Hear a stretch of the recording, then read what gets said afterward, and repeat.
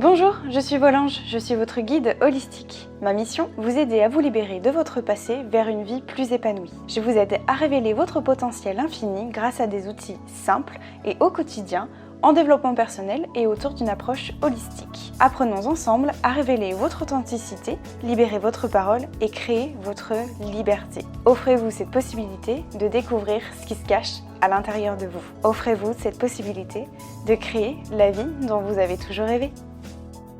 Bonjour à tous mes anges, j'espère que vous allez bien. Je suis ravie de vous retrouver pour ce nouvel épisode cette semaine. Aujourd'hui, on va encore parler d'un sujet un peu, j'allais dire, épineux. Enfin, du moins, vous savez que j'aime aborder des sujets un peu sensibles, mais ce sont les sujets sensibles que l'on ne parle pas, qui sont malheureusement tabous, qui font le plus avancer les choses. Et surtout, c'est parce que j'ai reçu cette interrogation plusieurs fois. Et que je sais que plusieurs femmes, alors des femmes majoritairement, mais je sais qu'il y a des hommes aussi qui peuvent être concernés par ça. J'ai reçu pas mal la question et c'est pas toujours facile à gérer et surtout on ne sait pas comment faire, vers qui se tourner, vers qui en parler. Parce que ce genre de situation, quand on a, donc je vais y revenir, mais quand on a des remontées d'images, des flashbacks et des choses comme ça, c'est pas toujours facile de pouvoir l'exprimer à quelqu'un qui n'a pas vécu ça. Voilà. Donc c'est pour ça que je voulais répondre à ces questions-là de comment est-ce qu'on fait pour faire face aux remontées d'images, aux flashbacks en fait, aux remontées de souvenirs. Comment est-ce qu'on gère ça? Et l'autre question aussi qu'on me pose, c'est j'ai peur justement d'avoir des remontées d'images, donc je fais tout pour que cela ne revienne pas. Comment je fais pour gérer tout ça en fait? Voilà. C'est un peu toutes ces questions-là que je voulais aborder avec vous aujourd'hui. Déjà, pour commencer, de quoi je parle? Parce que je pense que peut-être si vous écoutez ce podcast-là, vous allez vous dire mais c'est quoi des remontées d'images? C'est quoi des flashbacks, etc. Donc pour bien cibler de quoi je parle ici, en fait, ce sont tous les événements traumatiques ou traumatisants pour nous, d'accord, qu'on considère donc soit que nous avons vécu nous-mêmes ou qui a été traumatisant, c'est-à-dire lié à une personne mais qui a été choquant pour nous. Et ces événements-là, en fait, remontent, d'accord? On a des images, des souvenirs, des ruminations, j'allais dire presque, des ruminations. Oh, pardon. Oh, est-ce que je vais y arriver? On n'est pourtant pas à la fin de la semaine, mais presque. Je n'arrive déjà plus à m'exprimer. On a des ruminations mentales, des pensées qui reviennent, donc sous forme d'images, généralement. C'est pour ça que je parle de remontée d'images, de flashback.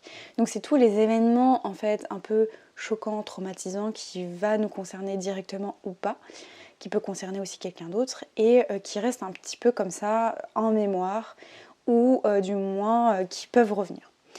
Alors à cela, il y a deux choses, deux possibilités que j'ai pu observer. Soit en fait on peut adopter deux comportements si vous voulez.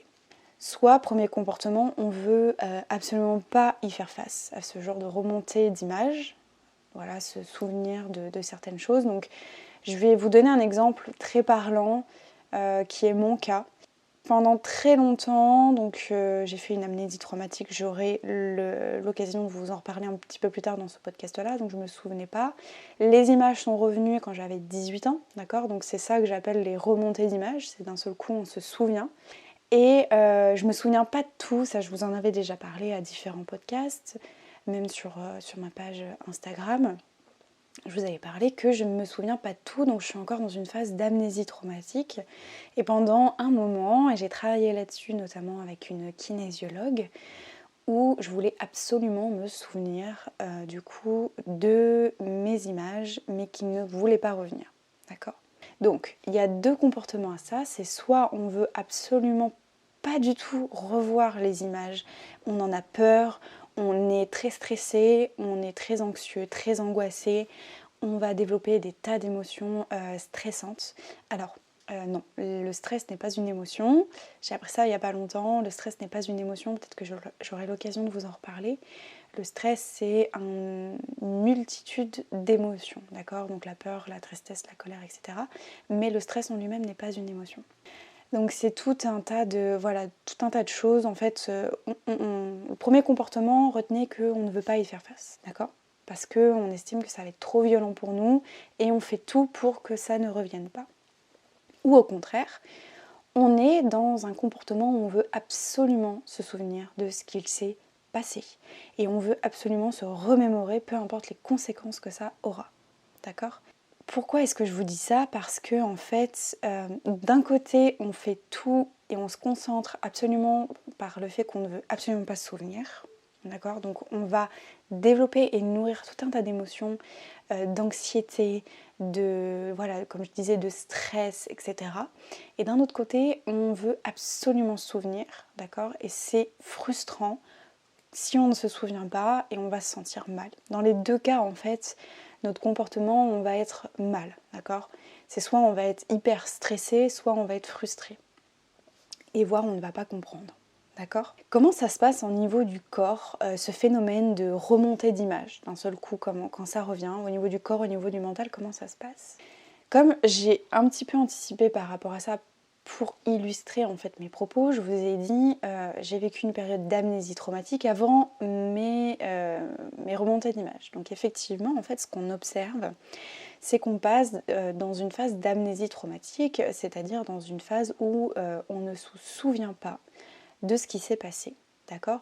Encore une fois, je vous parle de violences sexuelles parce que c'est ce qui me concerne et c'est aussi là où j'ai envie d'aider, là où j'ai envie de vous aider, c'est de vous donner les outils pour justement vous aider à vous reconstruire, d'accord, d'une épreuve traumatique. Donc c'est pour ça que j'axe vraiment tout mon contenu par rapport à ça. Donc l'amnésie traumatique, comme je vous disais, je m'écarte à chaque fois, c'est affreux.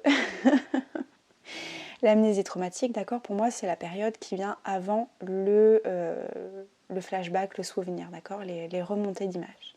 Et donc, je vous avais expliqué dans un podcast qui s'appelle l'amnésie traumatique que c'est notre corps qui nous protège, d'accord, et que c'est lui seul et notre corps et notre subconscient, enfin, etc. Je ne vais pas rentrer dans les détails parce que ce serait trop compliqué pour vous, mais retenez que c'est notre corps qui décide pour nous de quand on est prêt à recevoir les images, d'accord ? Et on a tendance à dire aussi, alors je vous mets en garde par rapport à ça, moi j'y crois sans trop y croire, c'est-à-dire qu'on dit que c'est le corps qui décide pour vous de quand vous êtes prêt à recevoir les images, d'accord? Et à cela on ajoute très souvent, j'ai très souvent entendu, de toute façon ça revient à des événements marquants. Donc typiquement le deuil, le fait d'être enceinte ou d'accoucher, ça peut être une discussion, enfin un événement de notre vie qui va pouvoir être marquant et qui va pouvoir peut-être déclencher le fait de se souvenir. Pourquoi est-ce que j'y crois sans trop y croire? Alors, je ne dis pas que c'est faux. Oui, c'est possible, d'accord? Les images peuvent revenir à des événements marquants comme ça.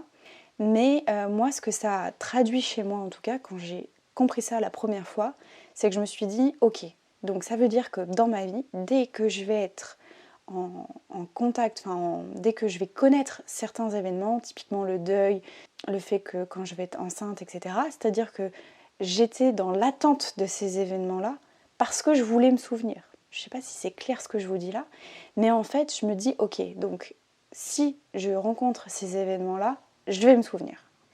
En fait, non. Ce qu'il faut comprendre de cela, c'est que oui, ça peut être des événements qui peuvent, j'allais dire, amplifier et, pas forcément amplifier, mais aider en tout cas à vous souvenir, mais c'est pas uniquement ça, d'accord ?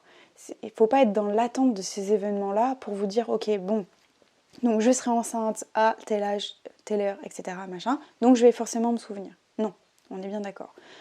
Ce qu'il faut comprendre, c'est qu'il peut y avoir des événements qui peuvent accentuer le phénomène. Mais c'est pas dit que ça arrive, d'accord ? Donc je pense que c'est bien de le comprendre, mais c'est aussi bien de faire en sorte de ne pas... Pour moi, ça a été très stressant, parce que je me suis dit, ok, si je perds quelqu'un dans ma famille, je vais tout me souvenir. En fait, non. Ça peut être vraiment stressant et anxiogène, en fait, parce qu'on se dit... je ne sais pas à quoi m'attendre. Donc, ok, on dédramatise un petit peu tout ça. Prenez le conseil, enfin l'information comme Ça peut, comme ça peut pas, d'accord? Ça peut vous revenir avec des événements comme ça ne peut ne pas revenir, d'accord? Donc voilà. Encore une fois, moi je crois plus au fait que c'est votre corps qui décidera pour vous si vous êtes prêt ou pas à vous en souvenir. Donc il y a beaucoup la notion de lâcher prise aussi qui revient, parce qu'on essaye d'avoir un espèce de contrôle sur des images qui ne nous reviennent pas. Et au final, il y a tout un travail aussi, et c'est ce que je fais notamment lors de mes accompagnements. J'accompagne beaucoup mes coachés à leur dire ok, on lâche prise. Si on ne se souvient pas là, à un moment donné, le corps finira par soit vous remettre en mémoire ou pas. Mais voilà, en fait, il faut apprendre à lâcher prise. Il y a tout un travail de lâcher prise, de laisser aller et de se dire de toute façon qu'est-ce que ça changera si je me souviens. D'accord? Donc ça, je ne vais pas rentrer dans les détails parce que c'est trop long à vous expliquer et puis c'est tout le travail d'un développement personnel et d'un accompagnement. Donc voilà. Je reste encore une fois assez succincte.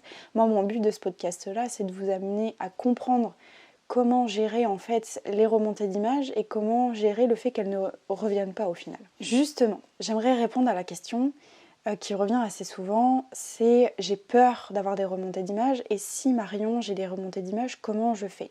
Je vais vous donner 3 pistes, 3 outils, encore une fois, ne vous contentez pas de cela, il y a plein de choses aussi qui peuvent être mises en place. Moi je vous donne les 3 essentiels pour moi. Le premier, c'est de se faire accompagner. Si jamais vous avez des remontées d'images, des choses qui vous reviennent en tête, qui sont stressantes pour vous, qui sont difficiles à gérer dans votre quotidien, que ça a un réel impact au niveau émotionnel, au niveau du corps, au niveau de votre vie quotidienne, que ce soit professionnelle, personnelle, etc., faites-vous accompagner. Pourquoi? Parce que c'est important de parler de ces images, d'accord? Surtout ne pas rester seul face à ça. Ça, c'est important parce que les images peuvent être violentes et traumatisantes. Ça peut engendrer du stress post-traumatique, donc c'est important de ne pas rester seul dans ces moments-là. La deuxième chose que je vous invite à faire aussi, c'est d'écrire tout. Alors, soit vous êtes capable, mais encore une fois, je pense que c'est un travail qui mérite d'être accompagné par quelqu'un. Vous pouvez écrire les images qui vous reviennent, d'accord? Mais moi, je vous invite surtout à écrire vos émotions, encore une fois, on y revient. Pourquoi? Parce que quand on a des remontées d'images de la sorte, on est pris par ce que j'appelle, vous savez, le flot d'émotions, une vague d'émotions qui nous vient d'un seul coup et on ne sait pas trop comment gérer tout ça. Donc le but de ça, c'est d'écrire et de poser à plat tout ce que vous ressentez. Et après, vous serez capable d'accueillir tout ça, de faire le tri aussi dans tout ça. De faire le tri entre toutes vos émotions, celles qui vous ont été transmises, héritées, les émotions héritage, ça j'en parle souvent. Donc voilà, de faire le tri avec tout ça et d'accueillir plus sereinement toutes vos émotions. Encore une fois, ça peut être un travail, et je vous le recommande fortement, de passer, de vous faire accompagner, surtout d'essayer de ne pas rester seul face à ça. La troisième chose, c'est de travailler sur vous-même, d'accord? Pourquoi? De travailler sur vous-même parce que quand on est face à ces remontées d'images, on a beaucoup de culpabilité, beaucoup de choses qui viennent, peut-être des émotions qu'on a du mal à accueillir, à ressentir, à laisser passer, beaucoup de culpabilité, on a du mal aussi avec l'image du corps, enfin il y a plein d'aspects que ça peut faire remonter et voilà, on peut avoir du mal à pardonner, enfin voilà, il y a plein de choses. Qu'est-ce qu'on en fait aussi de ces images-là, etc. Donc c'est un travail sur soi aussi qui a à faire et de prendre vraiment qu'est-ce que de ces images-là, qu'est-ce que j'aurais envie de travailler? Est-ce que ça me traduit que là j'ai plus confiance en moi? Est-ce que je ressens énormément de culpabilité que j'ai besoin de travailler et de gérer? Est-ce que j'ai besoin de me pardonner? Est-ce que j'ai besoin de pardonner à des gens? Est-ce que j'ai besoin de trouver du sens à tout ça? Est-ce que j'ai besoin d'avancer, d'accepter? Il y a tout plein de choses, donc encore une fois je ne peux pas vous donner... je vous donne des pistes de réflexion, mais encore une fois, il y a énormément de choses à voir. Le but, le plus important surtout, c'est que de ne pas rester seul. D'accord? La chose la plus importante, c'est de ne pas rester seul face à ces images-là. Il faut en parler, c'est très important. Il faut les écrire, il faut en parler. N'hésitez pas à vous tourner à quelqu'un qui a peut-être vécu ça aussi pour en parler, à des professionnels. D'accord? Ça, c'est très important parce que on n'est jamais seul face à ça et il y a toujours des solutions pour remonter la pente. D'accord? Voilà, je m'arrêterai là pour ce podcast-là. J'espère que ça vous aura été utile et j'espère que ça a été clair. N'hésitez pas à soutenir le podcast en me mettant les 5 étoiles, en me donnant votre avis. Ça fait aussi beaucoup bouger cette chaîne de podcast. Donc merci à vous, à tous ceux qui prennent le temps déjà de laisser des petits commentaires sur Apple Podcast. Ça fait trop plaisir. Je vous retrouve la semaine prochaine pour un nouvel épisode. En attendant, je vous souhaite de passer une très belle journée, un très bon week-end. À très bientôt mes anges. Ciao!